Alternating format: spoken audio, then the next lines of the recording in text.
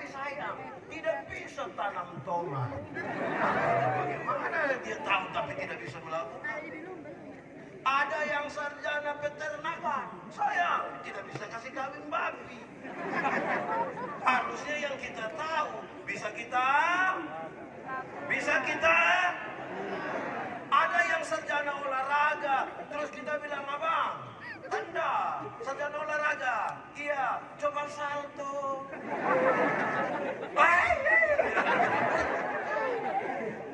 Amin. Anak muda. Orang tanya saya, pendeta, khotbah yang baik itu yang bagaimana? Saya bilang, kau punya maksud. Khotbah yang baik itu bagaimana? Sebenarnya kau punya maksud. Khotbah yang baik itu tulis atau tidak tulis? Berapi-api atau berair-air? Saya bilang tidak. Khotbah yang baik bukan soal tulis atau tidak tulis, bukan soal berapi-api atau berair-air. Khotbah yang baik ialah omong karmana, bikin begi, jangan omong lain, buat. Di sini ada yang biasa omong lain buat lain. Dia ada ikutin ibadah. Dia paham. Jangan omong lain buat. Ada orang yang lebih parah, pikir lain, omong lain, buat lain, hasilnya kelainan. Kalau saudara ketemu kelainan itu kan tidak sinkron semua kan, pikiran lari ke sana, perkataan lari ke sana, tindakan lari ke sana. Lalu bagaimana kita bisa konsisten? Saudara, dalam tindakan kita memahami apa yang disebutkan sebagai apa ya? Disebutkan sebagai kita punya kehidupan yang sejati, itu adalah kesatuan antara pikiran, perkataan, dan perbuatan kita. Anak muda, kamu pernah belajar sesuatu? Pernah. Kamu pernah sekolah? Pernah. Atau sudah libur? Oke, hafal. Belajar ialah omong. Belajar ialah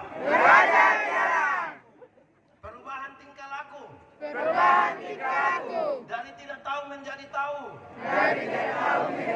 Dari tidak bisa menjadi bisa. Ulang. Belajar ialah perubahan tingkah laku. Dari tidak tahu menjadi tahu. Dari tidak bisa menjadi bisa. Coba hafal sendiri 1, 2, 3. Belajar ialah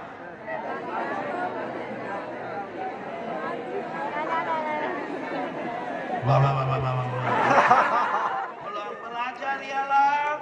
Belajar ialah perubahan tingkah laku. Dari tidak tahu menjadi tahu. Dari tidak bisa menjadi bisa. Ada 4 tingkatan dalam belajar. Ada berapa tingkatan dalam belajar? 1. Belajar untuk tahu. 2. Belajar untuk tahu dan melakukan. 3. Belajar untuk tahu, melakukan, dan bisa hidup dengan orang lain.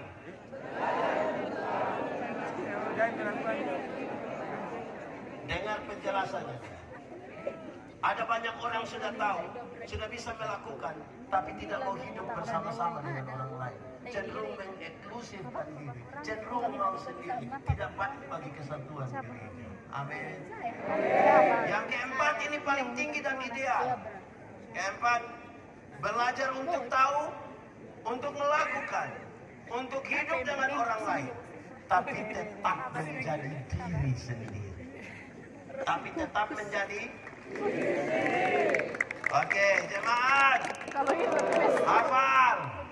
Pertama belajar untuk tahu. Kedua belajar untuk tahu dan yang ketiga belajar untuk tahu, melakukan dan yang keempat yang paling tinggi belajar untuk tahu, untuk melakukan, hidup dengan orang lain, Kadang-kadang kita tidak bisa menjadi diri sendiri. Ketika kita bergaul dengan orang lain, kita lupa diri. Kadang-kadang orang Indonesia tidak mau jadi orang Indonesia. Dia pikir dia lebih baik kalau jadi Korea.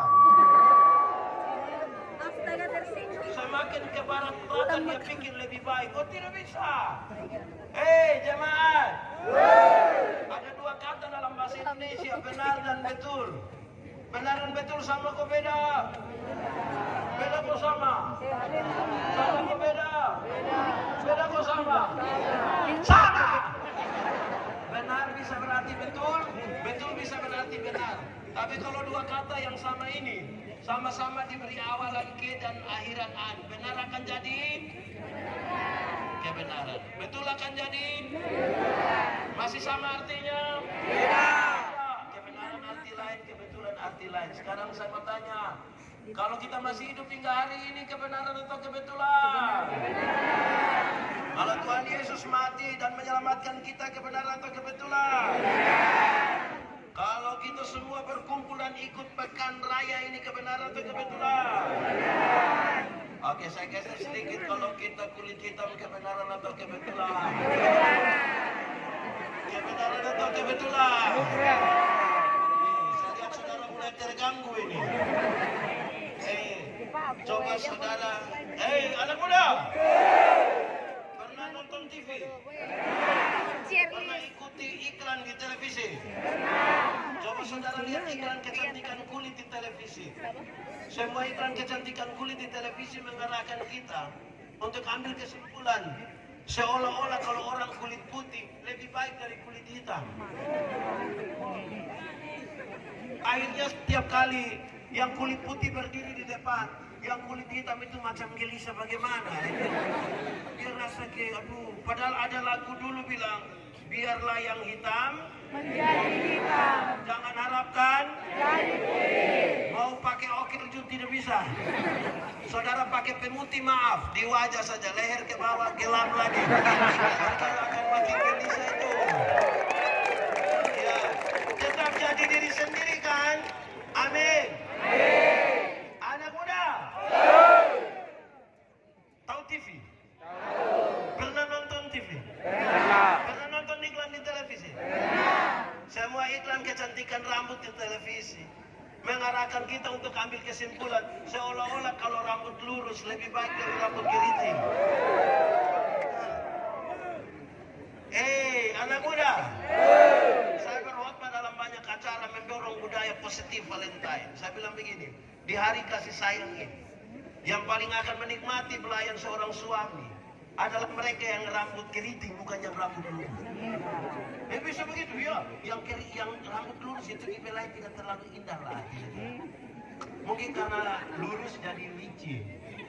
Kita bilang sayang, itu tidak. Sayang, yang keriting itu dibelai menarik. Sayang.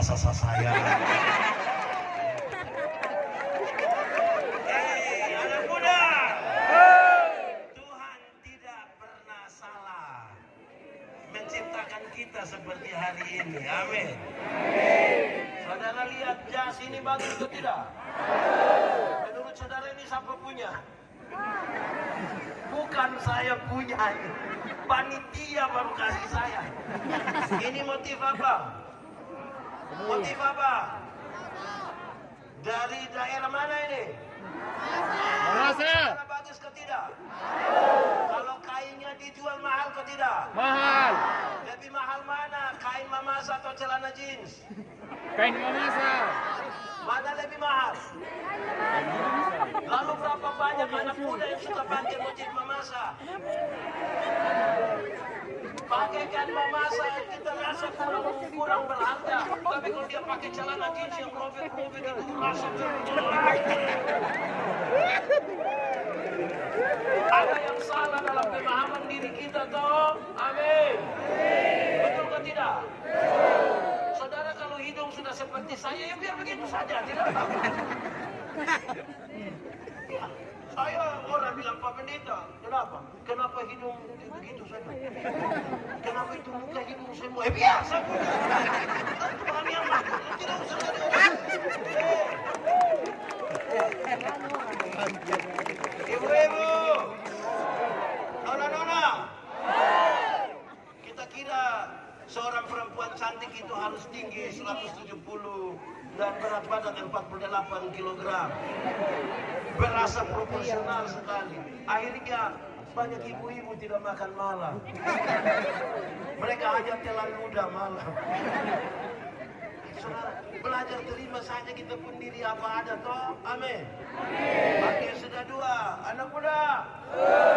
Teladan yang pertama, engkau harus menjadi teladan dalam. Yang kedua, engkau harus menjadi teladan dalam. Sekarang setelah tingkah laku bagus, dia kasih naik. Ketiga, mantap. Yang jawab itu besok-besok dia akan jadi penatua. Mantap, dia dulu. Naik lagi, jadi pendeta. Amin. Kalau tidak sempat jadi pendeta, jadi pelita saja cukup. Yang penting bisa menerangi tempat di mana engkau ada. Membangun harapan tidak usah muluk-muluk. Yang penting kita mencapainya. Amin toh. Itu. Engkau mesti jadi teladan dalam KASIH. Dibaca. Dibaca. Kadang-kadang orang punya tindakan sudah bagus, tapi tidak punya kasih. Amin.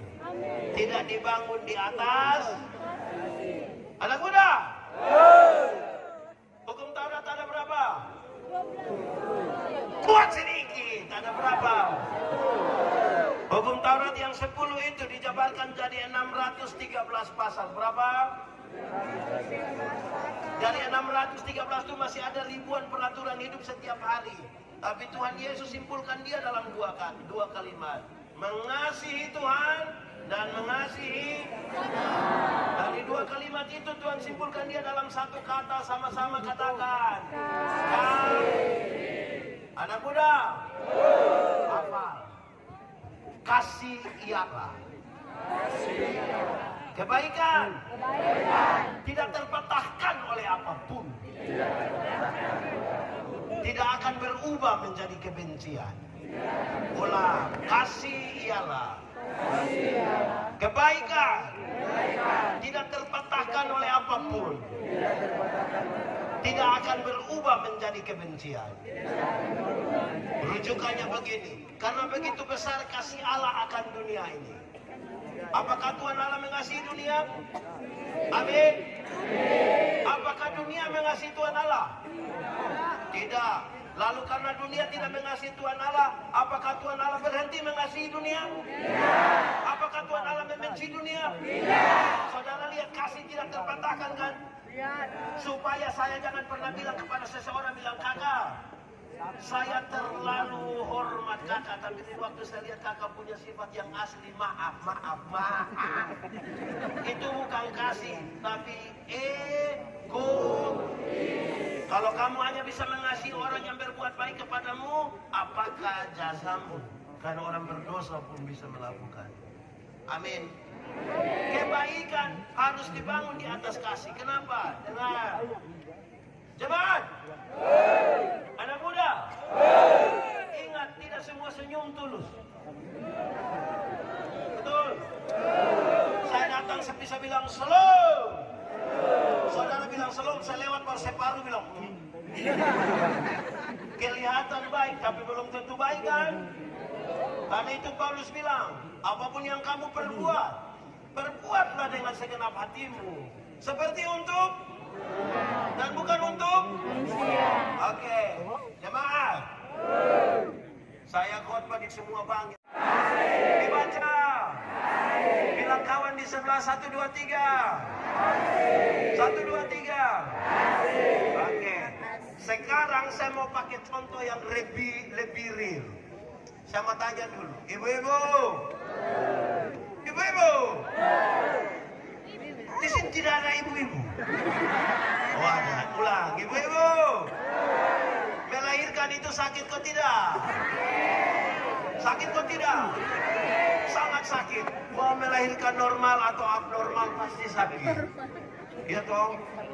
Nah ini, ya sesar itu abnormal lah. Waktu ibu-ibu sakit melahirkan, kami suami itu kan hanya dari luar taruh tangan di kepala baru bilang, Yesus tolong. Sudah dia bilang Yesus tolong lagi, dia bayangkan kira-kira ini anak wajah seperti siapa. Anak-anak, kamu dengar. Waktu kamu masih kecil kamu tidak tahu apa-apa. Betul. Kamu hanya bisa menangis.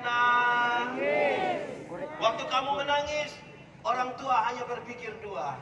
Kalau bukan kamu basah, pasti kamu lapar. Anak-anak, kamu punya jam tidur, orang tua punya jam bangun. Orang tua punya jam tidur, kamu punya jam bangun. Banyak orang tua tidak tidur karena kamu. Betul. Di jam 3 subuh masih ada orang tua gendong-gendong anak sambil begini. Betul. Sempoyongan karena belum tidur, seringkali ibu-ibu dipaksa lagi menjadi penyanyi. Makanya seringkali ibu-ibu punya lagu itu tidak bisa dipertanggungjawabkan. Kalau tidak bobo digigit. Padahal justru kalau anak bobo itu baru nyamuk gigit. Kalau anak-anak lari-larinya mana mau gigit ya. Tapi sudahlah, kan lagi itu. Anak-anak, orang tua ajar kamu satu-satu suku kata ketika kamu dilatih bicara. Mereka selalu mulai mengajar ma, pa. Tapi ketika kamu mulai remaja begini, kamu ternyata tidak suka bicara dengan papa mama. Kamu lebih suka bicara dengan Nah sekarang lihat, orang tua mengajarkan berkata-kata. Waktu kamu lancar bicara, tidak suka berbicara dengan orang tua, lebih suka dengan teman melalui HP. Sekarang saya tanya, ibu-ibu, lahirkan anak, ajar bicara, suka bicara dengan orang lain. Siapa suruh kasih makan dorang? Kenapa kasih makan dorang? Karena apa? Tapi kan dorang tidak mau bicara dengan kita. Karena apa? Lapar. Saudara lihat, kasih tidak terpatahkan.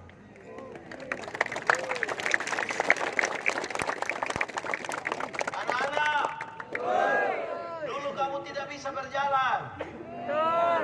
Orang tua ajar kamu berjalan, dia pegang di tangan, terus dia latih kamu, dia bilang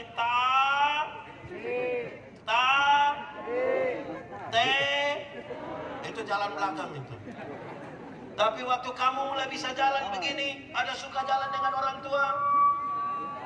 Suka jalan dengan orang tua? Orang lebih suka jalan dengan? Sekarang saya mau tanya, ibu-ibu, bapak-bapak, bapak-bapak seragam. Ibu-ibu, bapak-bapak, anak-anak kita latih jalan. Setelah besar tidak suka jalan dengan kita. Siapa suruh beli kasih dia HP? Karena apa? Karena apa? Sekarang saudara lihat, kasih tidak terpatahkan. Anak-anak, orang tua seringkali bilang begini, anak-anak asal kamu mau sekolah tinggi biar papa mama ikat perut tidak apa-apa. Pernah dengar kalimat itu? Orang tua kalau sampai bilang ikat perut itu bukan berarti mereka mau pakai stagen. Tetapi mereka berutang gara-gara kamu. Anak-anak, kamu semua punya handphone? Punya. Android? iPhone. Betul? iPhone. Saya mau kasih tahu kamu, itu hutang. Orang tua sayang kamu, dia berhutang untuk kamu, dia urusan dengan petugas koperasi. Anak-anak, kamu ada motor? Ada. Bonceng siapa? Sekali lagi, hutang. Coba tanya orang tua, betul? Tidak. Motor yang mama beli untuk anak-anak itu cash.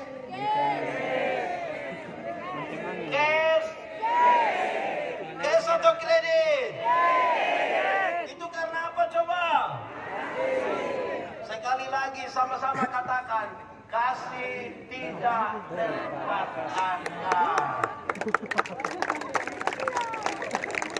Orang tua, itu remaja jangan jawab. Orang tua, ada kok tidak anak-anaknya yang dikirim kemarin sekolah di Surabaya, di Jakarta, di Jogja? Ada? Ada? Ada. Rata-rata mereka telepon pada waktu? Pada waktu? Siapa suruh kirim? Karena apa? Dia tidak pernah telepon, tapi kalau uang habis pagi-pagi buta, mama punya handphone berbunyi ting ting ting ting ting ting ting ting. Mama ambil dia bilang, "Shalom, Ma." Iya, "Shalom, sayang. Bagaimana? Di mama ada baik-baik." Iya, kenapa? Tadi malam saya mimpi mama. Pas dia bilang tadi malam saya mimpi mama, mama langsung bilang, "Kakak, mau berapa bilang ya?" Akan diselempangkan oleh Ibu Pendeta Mega Sekretaris Umum PPR Semua DGTN.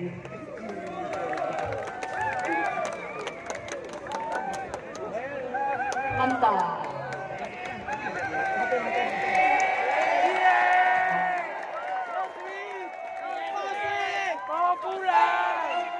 Jadi setiap sarung dan jasnya dipakai, ingat mama saya Pak Pendeta. Terima kasih. Ya, mari kembali kita sikap berdoa, kita tutup.